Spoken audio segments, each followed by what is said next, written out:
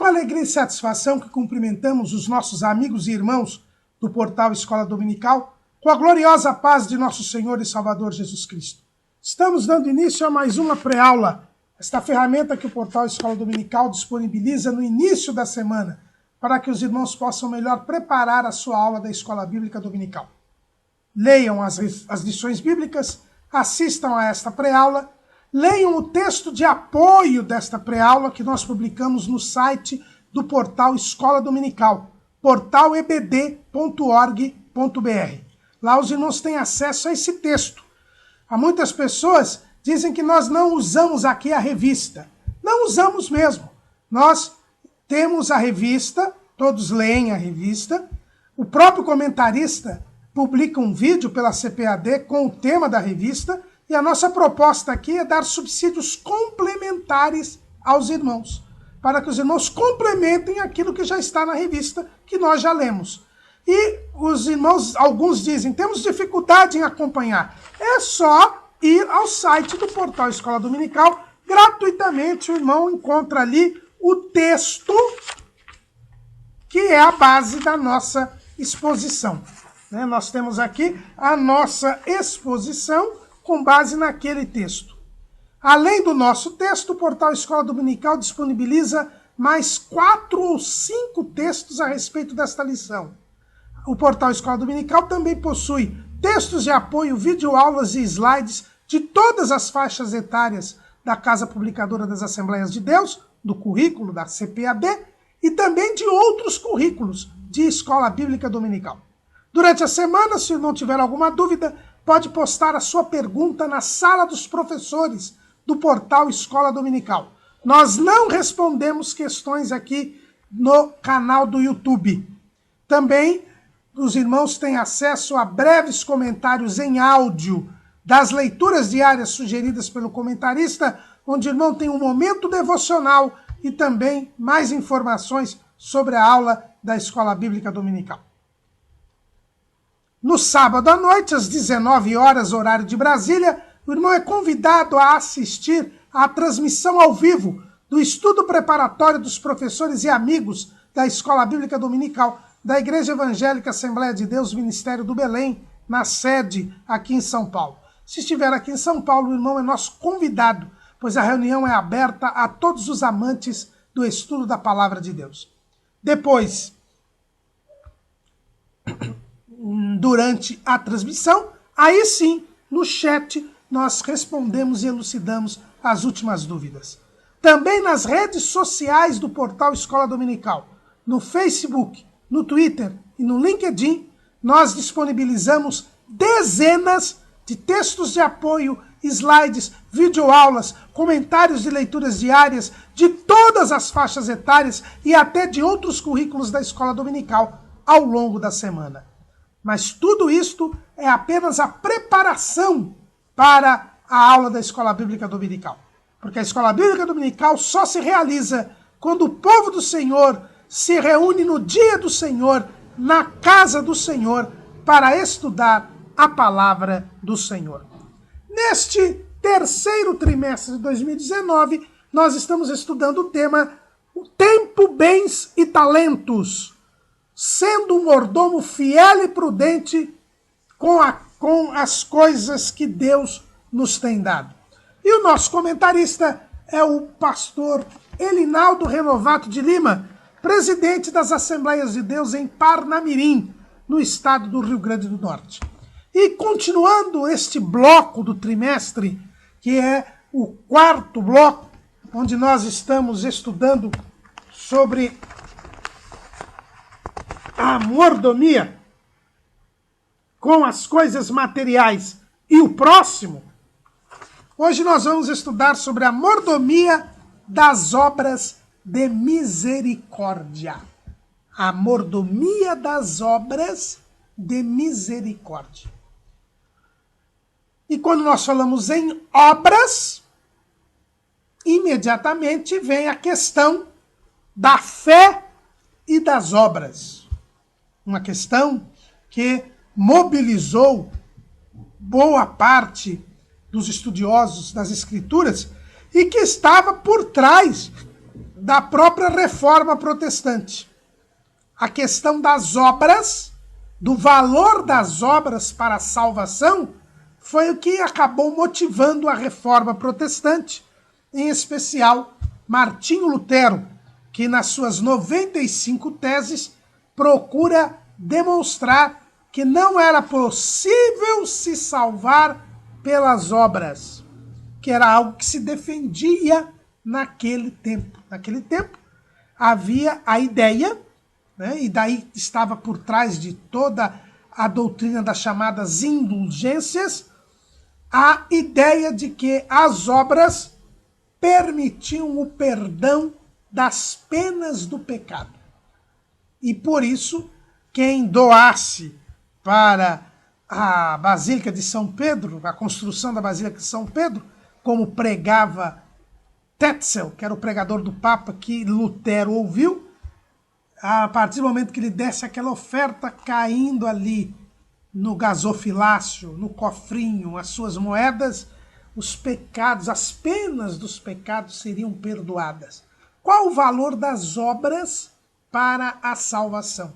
Essa foi a discussão que era o pano de fundo de toda a reforma protestante. E se nós abrirmos as nossas Bíblias lá em Efésios, no capítulo 2, o apóstolo Paulo enfrenta esta questão. Ele diz o seguinte, capítulo 2, versículo 8. Porque pela graça sois salvos, por meio da fé. E isso não vem de vós, é dom de Deus. Não vem das obras, para que ninguém se glorie. Porque somos feitura sua, criados em Cristo Jesus para as boas obras, as quais Deus preparou para que andássemos nelas. Nesta passagem do apóstolo Paulo, nós temos bem esclarecido o papel das obras na vida do cristão, do servo de Deus. A salvação não vem pelas obras. A salvação vem pela graça, o favor imerecido de Deus. Paulo, escrevendo lá em Tito, capítulo 2, versículo 11. Porque a graça de Deus se ha manifestado, trazendo salvação a todos os homens. Então, nós temos aí que a graça de Deus, que é Jesus, a salvação é pela graça, um favor não merecido. Deus amou o mundo de tal maneira que deu o seu Filho unigênito, para que todos aqueles que nele creem não pereçam, mas tenham a vida eterna. Nós somos salvos pela graça, o favor não merecido. Deus se fez homem, morreu em nosso lugar, pagou o preço dos nossos pecados, e agora, crendo em Jesus, nós alcançamos a salvação. A salvação vem pela graça. Não adianta você dar esmola, não adianta você ser bonzinho, praticar o bem, porque o seu bem, as suas esmolas, não trazem salvação. Isso nós temos a ideia bem clara disso lá em Atos capítulo 10, quando fala a respeito de Cornélio. E havia em Cesareia um varão por nome Cornélio, centurião da coorte chamada italiana, piedoso e temente a Deus, com toda a sua casa, o qual fazia muitas esmolas ao povo e de contínuo orava a Deus. Este, quase à hora nona do dia, viu claramente numa visão um anjo de Deus que se dirigia para ele e dizia: Cornélio. Este, fixando os olhos nele, muito atemorizado, disse: Que é, Senhor? E o anjo lhe disse: As tuas orações e as tuas esmolas têm subido para a memória diante de Deus. Agora, pois, envia a Jope e manda chamar a Simão, que tem por sobrenome Pedro. Este está com um certo Simão curtidor, que tem a sua casa junto do mar.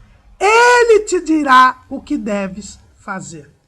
Veja que o anjo mandou que se buscasse Pedro, porque Pedro ia dizer o que Cornélio precisava fazer para ser salvo. Embora ele fosse piedoso, temente a Deus e desse esmolas, ele era um homem bom, ele não estava salvo. Ele precisava fazer algo. E este algo é crer em Jesus. Crer em Jesus.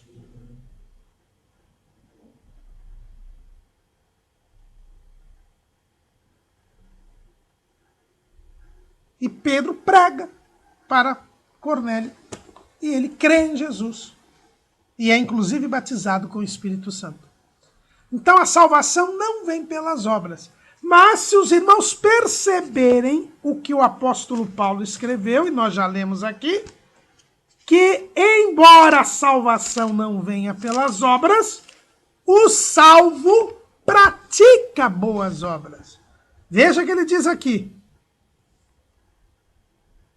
não vem das obras, para que ninguém se glorie, porque somos feitura sua, criados em Cristo Jesus para as boas obras, as quais Deus preparou para que andássemos nelas. Então, a salvação não vem pelas obras, mas uma vez salvos, nós temos de praticar boas obras, porque nós fomos criados em Cristo Jesus. A nova criatura, ela foi feita para praticar boas obras. E mais, Deus preparou para que andássemos nelas. E quando eu falo na mordomia das obras de misericórdia, eu estou falando precisamente no fato de que, como servo de Deus, eu tenho o dever de fazer o bem. Eu tenho de fazer o bem, porque eu fui criado para as boas obras. O salvo, ele tem de fazer o bem. É um dever, é uma missão. Nós estamos falando aqui na mordomia. E a mordomia diz que nós devemos fazer o bem. Na mordomia, nós temos que fazer o bem. E o irmão do Senhor, Tiago, que muito falou sobre as obras, ele deixa bem claro, lá em Tiago 4,17.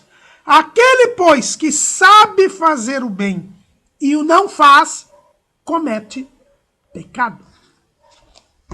Então a salvação não vem pelas obras, mas uma vez salvos, nós fomos salvos para fazer boas obras. E se eu sei fazer as boas obras e não faço, eu peco. Eu perco a minha comunhão com Deus. Eu perco a minha própria salvação. Este é o papel das obras. E Tiago, ele mantém esse mesmo sentimento, esse mesmo pensamento de Paulo. Na verdade, quando Paulo escreveu Efésios, Tiago já tinha escrito a sua carta. Mas Tiago, ele é bem claro a respeito das boas obras. Ele diz assim, Tiago 2,14, meus irmãos, que aproveita se alguém disser que tem fé e não tiver as obras? Porventura a fé pode salvá-lo? E se o irmão ou a irmã estiverem nus e tiverem falta de mantimento cotidiano, e alguns de vós lhes disserem, ide em paz, aquentai-vos e fartai-vos, e lhes não derdes as coisas necessárias para o corpo, que proveito virá daí? Assim também a fé, se não tiver as obras, é morta em si mesma. Mas dirá alguém, tu tens a fé e eu tenho as obras. Mostra-me a tua fé sem as tuas obras, e eu te mostrarei a minha fé pelas minhas obras. Ninguém que diz que tem fé e não tem obras, tem fé. Porque a fé sem obras, ela é morta. Ela simplesmente não existe. Ter fé, crer em Deus, é nascer de novo. E Paulo diz, em Efésios 2,10, que nós somos criados para as boas obras. Então, se você realmente nasceu de novo, se você é uma nova criatura, porque alcançou a salvação em Jesus Cristo, Você foi criado para as boas obras. E se você não tem boas obras, diz Tiago, a sua fé é morta. Portanto, você não creu. Ou se creu, deixou de crer. E por isso não pratica as suas obras. E Tiago deixa bem aqui. Eu mostro a minha fé pelas minhas obras. Porque a fé eu não consigo ver. A menos que o Senhor me abra os olhos sobrenaturalmente. Isto aconteceu lá com Enéas, se não me engano, quando Paulo, vendo que que Enéas tinha fé, o curou. Mas isso era uma coisa extraordinária. Normalmente nós não vemos a fé das pessoas. Não temos condição. Isso é inacessível ao homem. Mas como eu posso ver se aquela pessoa tem fé? Pelas obras dela. Pois se ela tem boas obras, é porque ela tem fé. Porque a fé produz boas obras. Porque nós somos criados em Cristo Jesus para as boas obras. Jesus falou sobre isso no Sermão do Monte. No Sermão do Monte ele disse assim: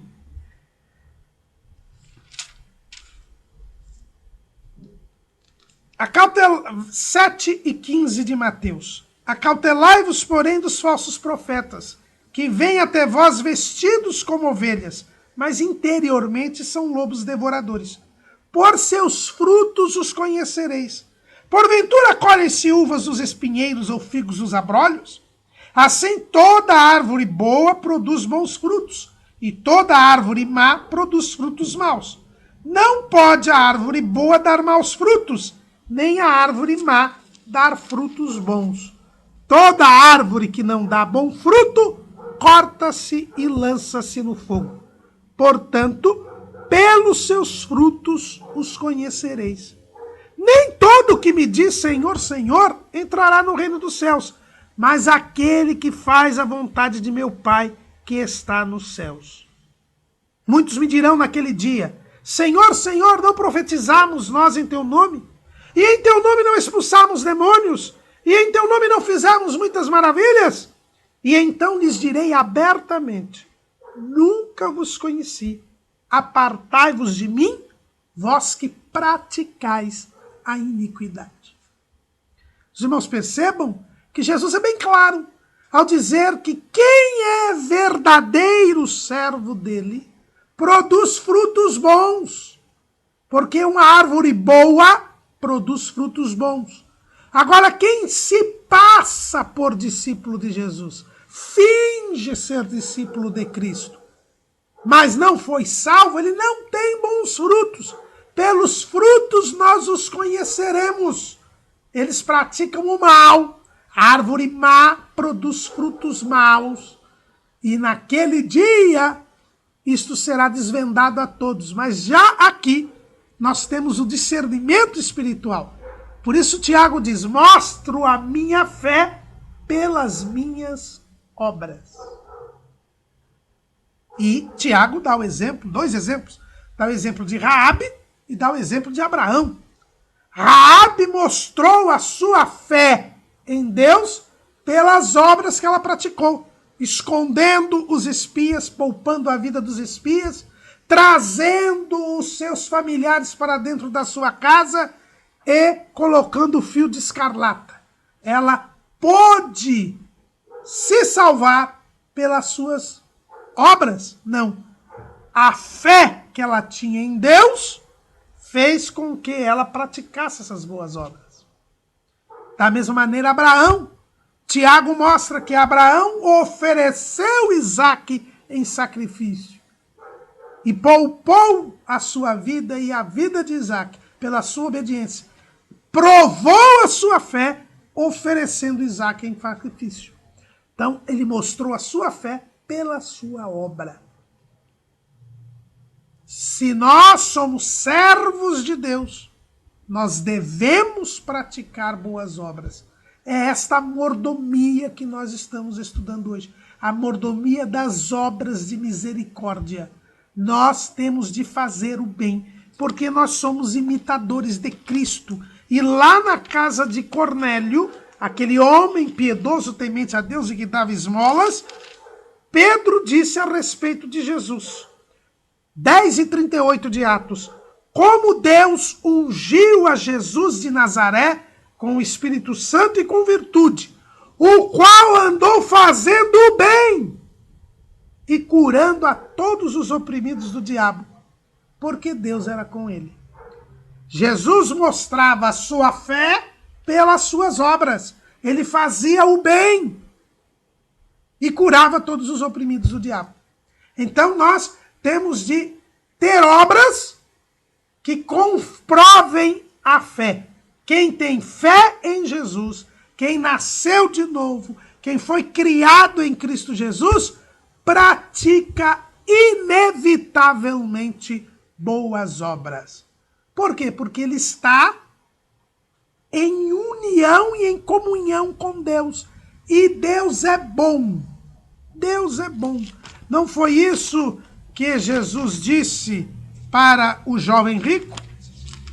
Quando o jovem rico chegou, ele disse assim, Mateus capítulo 19, versículo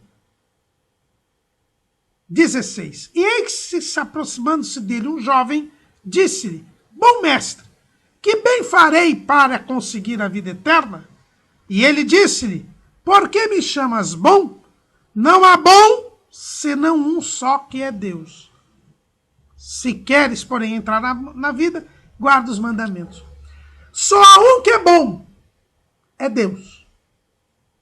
Agora, se nós estamos em comunhão com Deus, nós temos a sua mesma natureza. É o que nós lemos lá no Evangelho, segundo escreveu João, capítulo 15.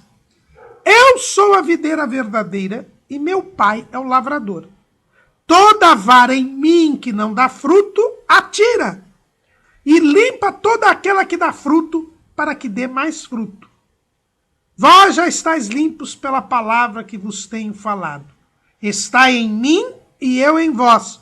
Como a vara de si mesma não pode dar fruto, se não estiver na videira, assim também vós, se não estiverdes em mim. Eu sou a videira, vós as varas. Quem está em mim e eu nele, esse dá muito fruto, porque sem mim nada podereis fazer. Se alguém não estiver em mim, será lançado fora, como a vara, e secará. E os colhem e lançam no fogo e ardem. Jesus aqui foi muito claro. Quem está em Cristo produz fruto. E este fruto é o fruto do Espírito.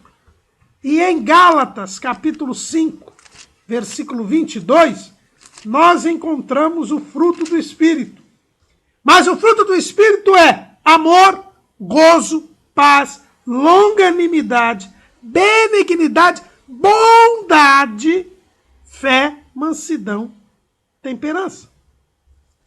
A bondade, a benignidade e a bondade. Benignidade é querer bem. Bondade é fazer o bem. Então, se eu tenho o fruto do Espírito, porque estou ligado a Cristo, Cristo é bom. Veja bem, ele é a videira, nós somos o ramo, a vara. A seiva do tronco vai para o ramo. A bondade de Cristo vem até nós. Ele andou fazendo o bem e nós também fazemos o bem.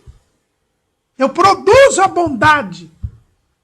Eu faço boas obras, porque eu estou em comunhão com Cristo. Agora, se eu não estiver em comunhão com Cristo, se eu não estiver em Cristo, eu não faço bem. Eu não pratico boas obras. E isso será revelado no momento oportuno. E esta vaca que não está nele secará e será colhida e lançada fora, lançada no fogo. Jesus mostra claramente para nós, irmãos, que não há possibilidade de sermos salvos, verdadeiramente crermos em Jesus e não praticarmos boas obras. É por isso que sobre nós existe esta mordomia das obras de misericórdia. Nós somos obrigados. Nós somos... É imposto a nós fazer o bem. Amar o próximo. E o amor não se dá por palavras. O que a gente leu aqui em Tiago? Se eu ver uns irmãos necessitados, precisando de vestimenta, e oro por eles, digo para eles irem em paz, eu não estou mostrando que eu tenho fé em Deus. Não estou mostrando que eu sou servo de Deus. Porque o amor não se resolve por palavras, mas o amor se resolve por obras. É o que diz o apóstolo João, lá na sua primeira carta, em 1 de João, capítulo 3, versículo 16. Conhecemos o amor nisto, que ele deu a sua vida por nós, e nós devemos dar a vida pelos irmãos. Quem, pois, tiver bens do mundo, e vendo seu irmão necessitado, lhe cerrar o seu coração, como estará nele o amor de Deus? Meus filhinhos, não amemos de palavra, nem de língua, mas por obra e em verdade. João, ele é bem claro. O meu amor pelo irmão deve ser demonstrado por atitudes, por obras, por atos concretos, e não por palavras. Tiago e João aqui dizem exatamente a mesma coisa. Eu tenho de fazer o bem. Eu tenho que amar o próximo. Jesus disse que os 2 grandes mandamentos da lei era o mandamento do amor a Deus e do amor ao próximo. Lá em Mateus, capítulo 22,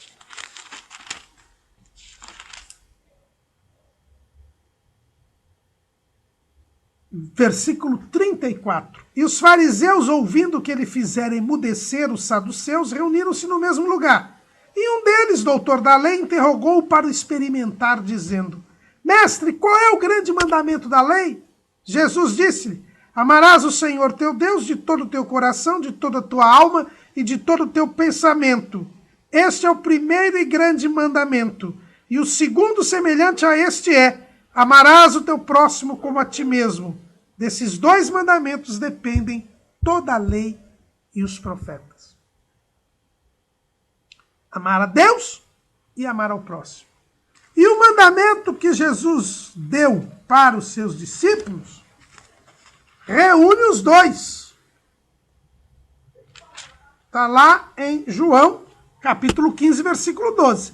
O meu mandamento é este, que vos ameis uns aos outros, assim como eu vos amei. Jesus amou a todos nós, a ponto de dar, como já lemos aqui, a sua vida por nós. E nós também devemos dar a nossa vida pelos irmãos, a nossa vida pelo próximo. Que dirá fazer boas obras? Se o mandamento é amar como Jesus amou, e Jesus deu a sua vida pelo outro, pela humanidade, nós também devemos dar a nossa vida pelo outro. Quanto mais fazer o bem aos outros. Esta é o que Tiago chama da lei real, a lei de Cristo. Lá o Tiago, ele fala sobre, esta é a lei real. Tiago, capítulo 2, versículo 8. Todavia, se cumprirdes conforme a Escritura, a lei real, amarás a teu próximo como a ti mesmo, bem fazeis. Essa é a lei real, a lei de Cristo, o mandamento de Cristo, de amar uns aos outros como ele nos amou. e ele deu a sua vida por nós, nós também devemos dar a nossa vida pelos irmãos, diz o apóstolo João. Nós também devemos fazer o bem, praticar boas obras. Não porque elas tragam salvação. Boas obras não trazem salvação. Mas o salvo prova a sua salvação através das boas obras.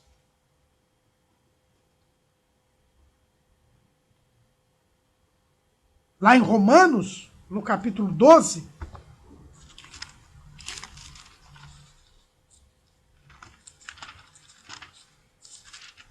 Romanos, no capítulo 12,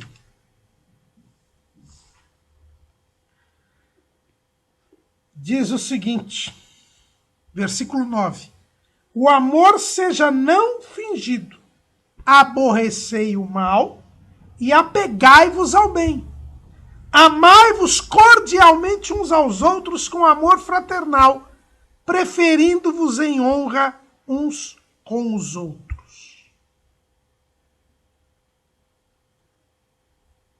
Versículo 13 diz: comunicai com os santos nas suas necessidades. Segui a hospitalidade. E é interessante aqui que esse versículo, comunicai com os santos nas suas necessidades, ele é mal compreendido, por falta até de conhecimento gramatical. Veja bem, Paulo está falando com os irmãos de Roma, e ele diz então, comunicai com os santos. Então ele está dizendo para os irmãos de Roma que eles devem comunicar, ou seja, repartir, distribuir o que tem com os santos nas suas necessidades, nas necessidades deles. Muita gente interpreta esse versículo dizendo que é o necessitado pedir, o necessitado comunicar para as pessoas a sua dificuldade. Não, não é isso. É o contrário, é aquele que tem indo atrás daquele que está necessitado para ajudá-lo. É isso que está dizendo aqui. Então, Paulo diz que nós devemos nos amar uns aos outros e comunicar com os santos nas suas necessidades. Ou seja, eu, para provar que eu amo o outro, vou ajudá-lo nas necessidades. É um dever que nós temos. É um dever.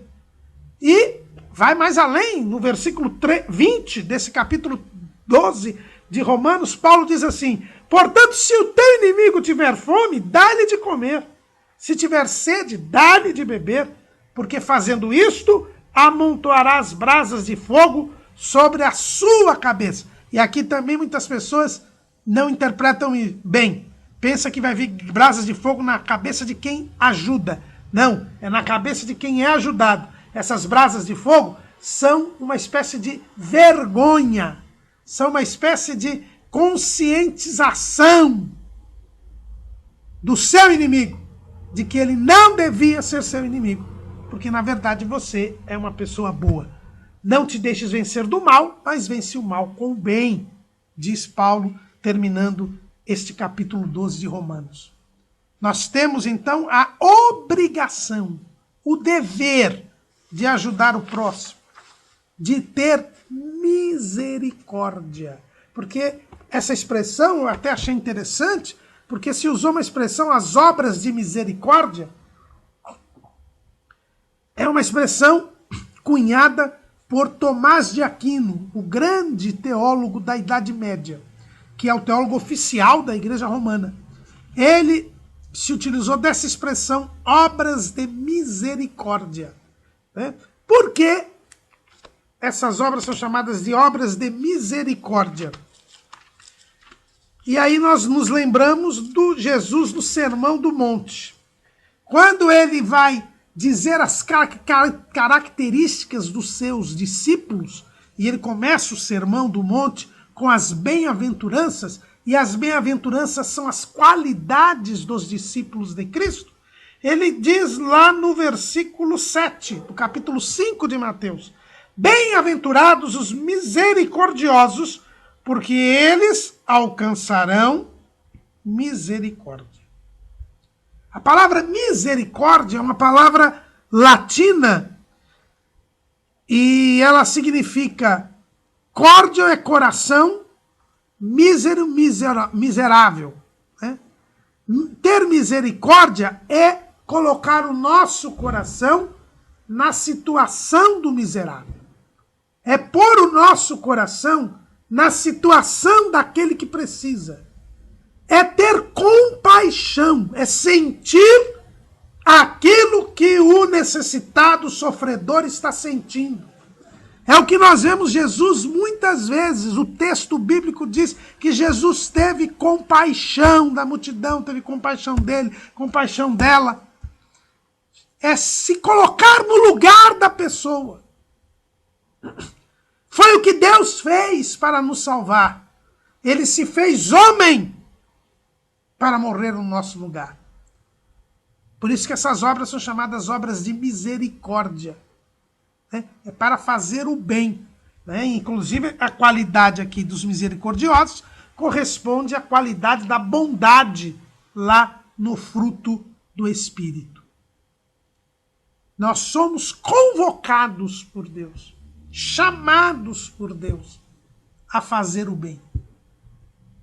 Nós provamos que cremos em Deus quando fazemos o bem.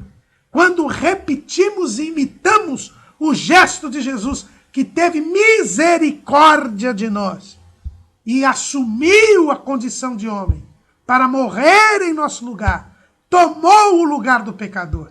E nós agora devemos tomar o lugar do outro, assumir o lugar do outro, sentir as suas necessidades, sentir as suas mazelas, as suas adversidades e ajudá-lo a superar essa situação.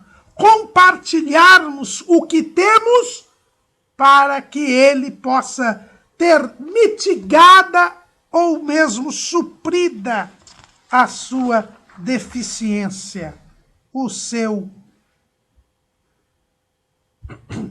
a sua mazela, a sua dificuldade.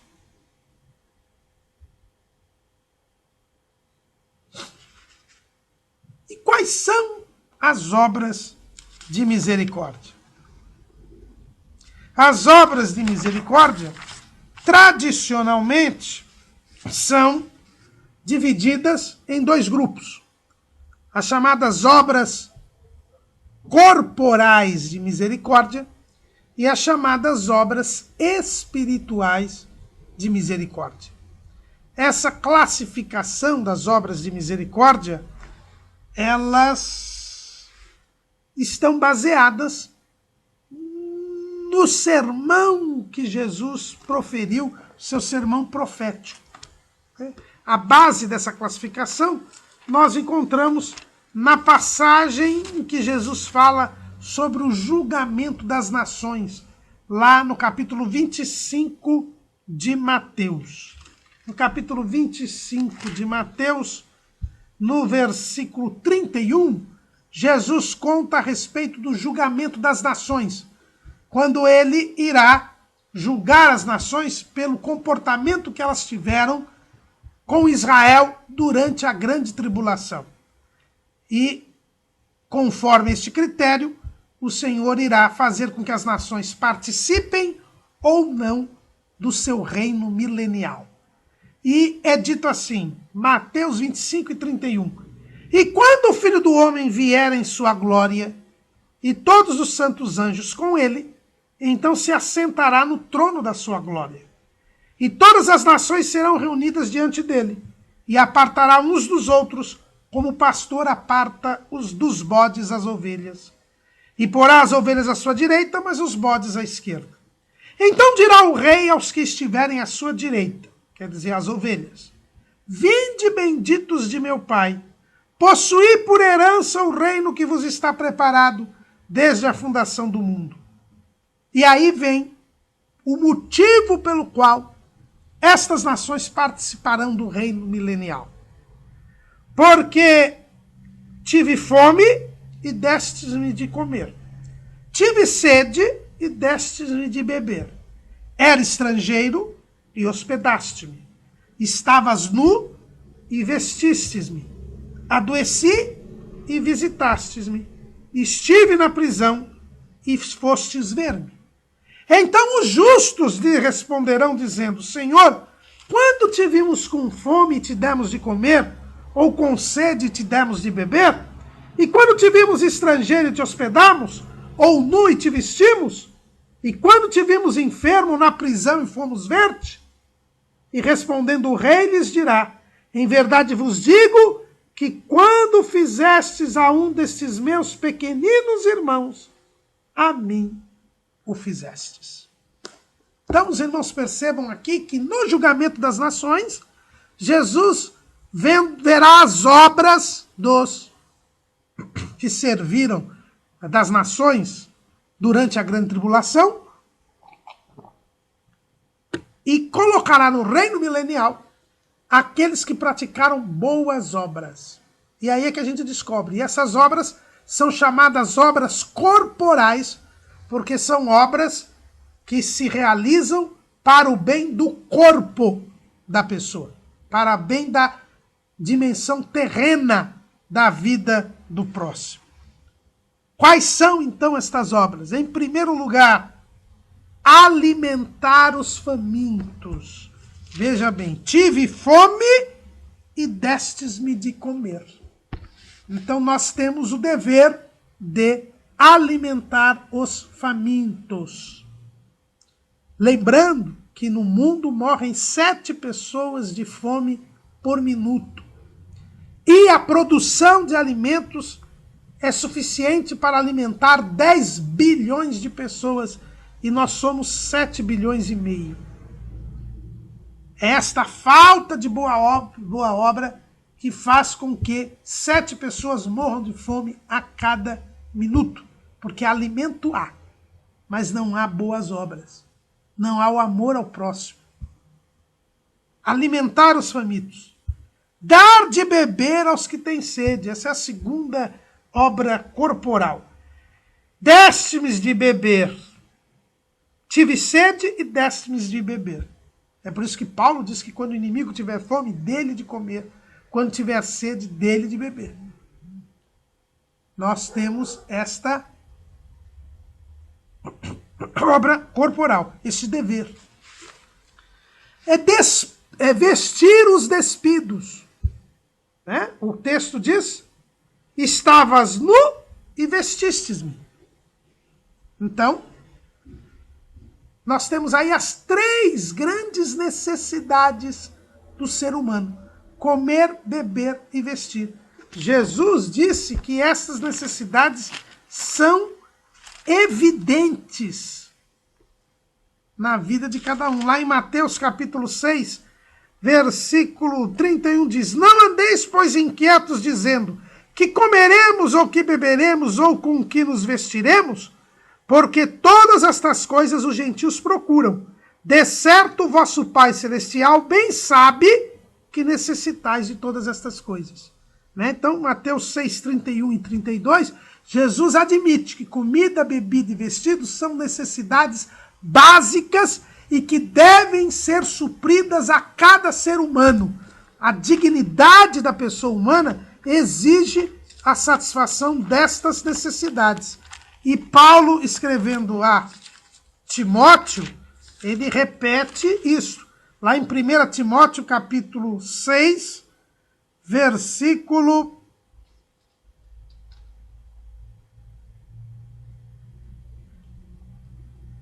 8 diz, tendo, porém, sustento e com que nos cobrirmos, estejamos com isso contentes.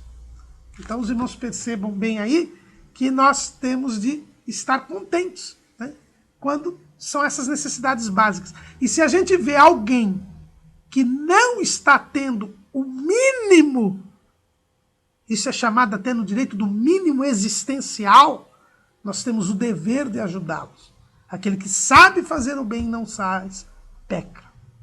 Então, alimentar os famintos, dar bebida a quem tem sede, e também nós temos aqui o vestir o despido. A outra obra corporal é adoeci e visitaste-me. É a visita aos doentes. A visita aos doentes. Isso também faz parte da obra de misericórdia do corpo, né? A visitação ali ao doente, não é? Para ajudar na sua restauração. Estive na prisão e fostes ver-me. Visitar os cativos, visitar os presos. Este é um outro dever que nós temos. É visitar os cativos. Visitar os cativos, os presos, né, que cometeram um delito, mas devem ser recuperados, ressocializados. Eis aqui mais uma obra que nós temos de fazer. E abrigar os que estão sem abrigo. Também era estrangeiro e hospedastes-me. É outra, a hospitalidade, o dar abrigo a quem não tem abrigo. É outra obra corporal de misericórdia. Então nós temos alimentar os famintos, dar de beber aos sedentos, vestir os despidos, abrigar os sem-abrigos, visitar os doentes e visitar os cativos. Isso são as 6 obras corporais de misericórdia que nós devemos fazê-las. Devemos fazê-las. A teologia e a tradição acrescenta também a essas 6 obras que Jesus colocou, o de sepultar os mortos. Lembramos de José de Arimateia. Ele foi até Pilatos para ter autorização para sepultar o corpo de Jesus. Também não se pode deixar as pessoas insepultas. Então, sepultar os mortos é outra obra de misericórdia. Providenciar o sepultamento dos mortos. Nós vemos o cuidado que Abraão teve, lá no capítulo 23 de Gênesis, para sepultar sua mulher Sara. E para isso ele comprou, a única porção que ele comprou da terra prometida foi para sepultar Sara, e onde foram sepultados também o próprio Abraão, e Isaac e outros membros das famílias dos patriarcas. Então são estas 7 obras corporais de misericórdia. Mas além destas 7 obras corporais, a tradição, a teologia, diz que existem obras espirituais de misericórdia. Porque o homem não é apenas corpo. O homem é corpo, alma e espírito. E nós devemos fazer o bem também na parte espiritual. Também na parte da alma e do espírito. A primeira destas obras espirituais de misericórdia, nós encontramos em Mateus capítulo 28, versículos 19 e 20. É a grande comissão. Diz assim: Portanto, e chegando-se Jesus, falou-lhes, dizendo: É-me dado todo o poder nos céus e na terra. Portanto, ide, ensinai todas as nações, batizando-as em nome do Pai, e do Filho e do Espírito Santo, ensinando-as a guardar todas as coisas que eu vos tenho mandado. E eis que eu estou convosco todos os dias, até a consumação dos séculos. Amém. É instruir os ignorantes, ensinar os ignorantes. Aqui Jesus manda ensinar os discípulos, é o discipulado, fazer discípulos, e depois ensinar os salvos na palavra de Deus. É uma obra de misericórdia nós instruirmos os ignorantes, darmos conhecimento da palavra de Deus àquele que crê em Jesus. O ensino da palavra é uma obra de misericórdia. E quem sabe fazer o bem e não faz, peca. Cuidado, meu irmão, minha irmã, se você tem deixado de ensinar a palavra de Deus aos seus filhos, aos novos convertidos, aos irmãos. Cuidado, meu querido pastor, se você tem negligenciado na sua igreja local o ensino da palavra, se a escola bíblica dominical está aos trancos e barrancos, se não há culto de doutrina, se não há nenhuma preocupação com o ensino da palavra, instruir os ignorantes é uma obra espiritual de misericórdia. E nós que sabemos fazer o bem e não fazemos, pecamos. Deixar o povo na ignorância bíblica é algo abominável aos olhos do Senhor. Porque o povo é destruído por falta de conhecimento. A segunda obra espiritual de misericórdia é aconselhar os duvidosos. Nós encontramos isso lá em Judas. Judas, versículo 22 e 23.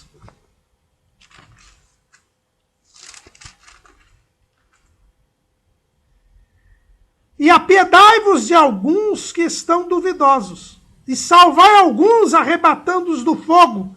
Tende deles misericórdia com temor, aborrecendo até a roupa manchada da carne. Nós devemos aconselhar os duvidosos, aqueles irmãos fracos na fé, aqueles irmãos que estão abalados. É nosso dever ir ao encontro deles, ter piedade deles, ter misericórdia deles e ajudá-los a se fortificar na graça que há em Cristo Jesus. Ajudá-los a fortalecê-los na fé. Mas para isto, diz Judas, nós devemos aborrecer até a roupa manchada da carne. Devemos ter um bom testemunho, de forma que com credibilidade e autoridade de Deus, possamos ajudar aquele irmão que está duvidoso. Nós temos de ajudá-lo. O escritor aos Hebreus, ele fala a esse respeito, lá no capítulo 12, ele diz assim, portanto, versículo 12, capítulo 12, versículo 12, portanto, tornai a levantar as mãos cansadas e os joelhos desconjuntados, e fazei veredas direitas para os vossos pés, para que o que manqueja se não desvie inteiramente, antes seja sarado. Eu e você temos o dever de dar um bom testemunho, porque isto vai ajudar os duvidosos, os fracos na fé, a se fortalecerem. A terceira obra espiritual de misericórdia é advertir os pecadores. Advertir os pecadores. Se nós formos lá no livro de Atos, capítulo 2, versículo 37, ouvindo eles isto, compungiram-se em seu coração e perguntaram a Pedro e aos demais apóstolos, que faremos, varões e irmãos? E disse-lhes Pedro, arrependei-vos e cada um de vós seja batizado em nome de Jesus Cristo para perdão dos pecados e recebereis o dom do Espírito Santo. Lá em Romanos, capítulo 10, versículo 14, o apóstolo Paulo diz, como, pois, invocarão aquele em quem não creram? E como crerão naquele de quem não ouviram? E como ouvirão, se não há quem pregue? Pregar o evangelho é a outra obra espiritual de misericórdia. Pregar o evangelho aos incrédulos, anunciar a salvação. Como é que eu posso dizer que eu amo o próximo se eu não quero a salvação dele? Se eu não quero que ele tenha vida eterna? A pregação do evangelho, pelas nossas vidas e pelas nossas palavras, é outra obra de misericórdia. Aquele que sabe fazer o bem e não faz, peca. Se eu me calo, se ao invés de eu ser testemunha de Cristo, eu sou um espião secreto de Jesus no lugar onde trabalho, no lugar onde estudo, onde ninguém sabe que eu sou salvo, onde ninguém sabe a respeito de Jesus, eu estou pecando, porque eu sei fazer o bem e não faço. Advertir os pecadores, pregar o evangelho, é outra obra espiritual de misericórdia. Outra obra espiritual de misericórdia é suportar os erros pacientemente. 1 de Pedro 2 e 23. 1 de Pedro 2 e 23. O qual, quando injuriavam, não injuriava. E quando padecia, não ameaçava. Mas entregava-se àquele que julga justamente. Quando somos prejudicados, quando somos injuriados, nós temos que aprender a suportar o dano. Suportar o dano. Ter paciência. Paciência é esta capacidade de suportar o dano, coisa que está faltando muito nos dias de hoje. Né? Hoje tem muito crente que não leva desaforo para casa.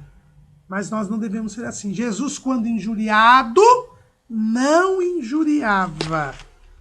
Padecia e não ameaçava, mas entregava-se àquele que julga justamente. Lá no Salmo 15, o famoso Salmo do verdadeiro cidadão dos céus, é dito que quem morará? A pergunta que o salmista faz: Senhor, quem habitará no teu tabernáculo? Quem morará no teu santo monte? Diz assim: aquele que não difama com a sua língua, nem faz mal ao seu próximo, nem aceita nenhuma afronta contra o seu próximo.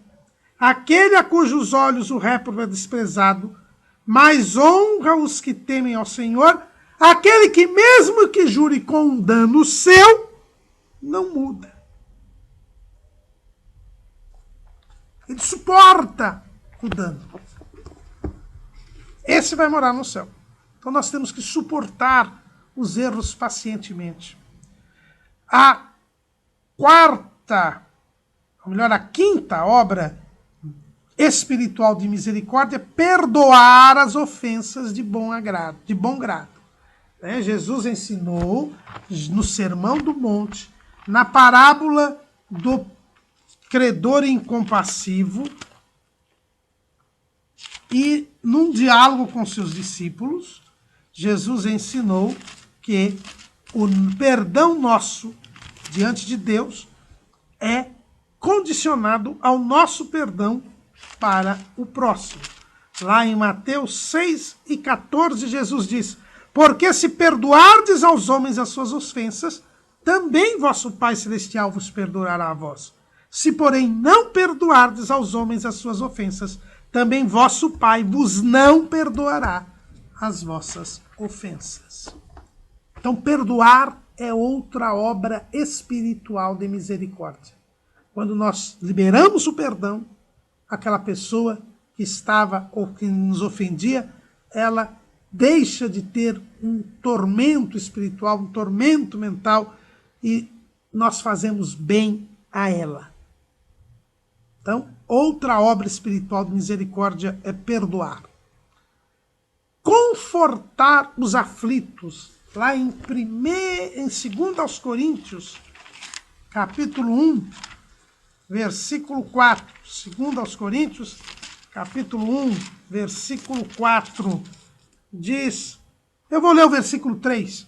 Bendito seja o Deus e Pai de nosso Senhor Jesus Cristo, o Pai das misericórdias e o Deus de toda consolação, que nos consola em toda a nossa tribulação, para que também possamos consolar os que estiverem em alguma tribulação, com a consolação com que nós mesmos somos consolados de Deus.